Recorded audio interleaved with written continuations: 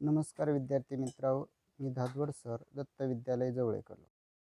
मागील व्हिडिओमध्ये आपण सजीवसृष्टी अनुकूलन व वर्गीकरण या घटकातील सजीवांमधील विविधता कोणकोणत्या बाबींमुळे लक्षात येते याचा अभ्यास केला.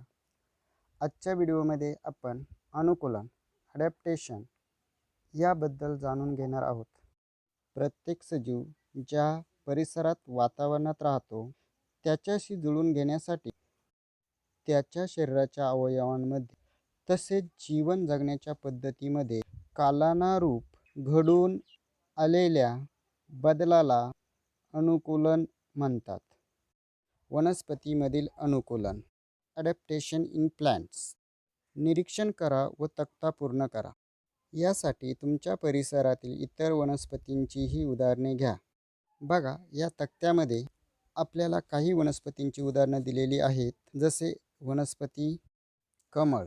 ही वनस्पती ज्या ठिकाणी येते ते ठिकाण म्हणजे पाणी.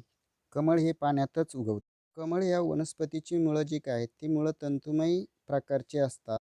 तर याची पाने जी काय आहे, पानांची विशेषता आपण जर बघितली तर पानं गोलाकार, पसरट, मोठी.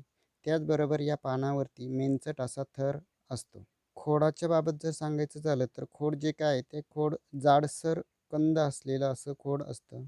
याप्रमाणेच आपण निवडुंग, वड या वनस्पतींचे देखील निरीक्षण करून त्यांचे ठिकाण, मुळाचा प्रकार, पानांची विशेषता, खोडाची विशेषता या बाबी आपण वरील माहितीप्रमाणे आपल्या परिसरातील ज्या काही वनस्पती आहेत त्यांची देखील नोंदवू शकतो.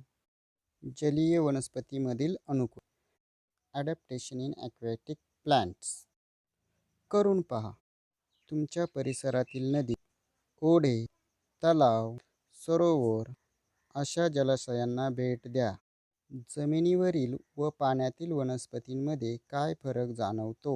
जलाशयामध्ये असणाऱ्या वनस्पतींपैकी काही वनस्पतींची मुळे तळातील मातीशी घट्ट रुजलेली असतात.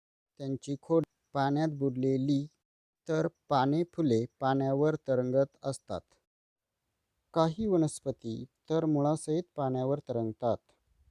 पाण्याच्या तळाशी पाहिले की तेथेही काही वनस्पती दिसून येतात.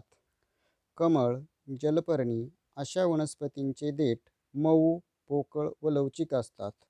बऱ्याचशा जलीय वनस्पतींच्या पाने, खोडे या अवयवांवर मेंचट पदार्थाचा पातळ थर असतो.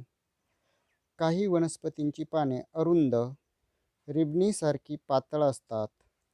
त्यामुळे या वनस्पती पाण्याचा वेगवान प्रवाह सहन करू शकतात. खोड व पानाचे देठ यामध्ये असलेल्या हवेच्या पोकळ्या वनस्पतींना पाण्यावर तरंगण्यासाठी उपयोगी पडतात. जरा डोके चालवा. आळू कमळाच्या पानांच्या पृष्ठभागावरून पाणी का वगळून जाते? तर आळू व कमळ यांची जी काही पानं आहे या पानांवरती आपल्याला तेलकट किंवा मेंचट असा थर बघावयास मिळतो. त्यामुळे पाणी जे काय आहे ते पाणी या पानांवरतून सहज वगळून जाते. या वनस्पतींची पाने पाण्यामुळे सडून का जात नाहीत? कारण की या ज्या काही वनस्पती आहेत या वनस्पतीमधून तेलकट किंवा मेंचट असा द्रव हा स्रवत असतो आणि तो द्रव या पानांवरती पसरलेला असतो. त्यामुळे पाणी जे काय ते पाणी या ठिकाणी साचून राहत नाही आणि त्यामुळे या जे काही वनस्पतींची पानं आहेत ती पानं सडून जात नाहीत. 3.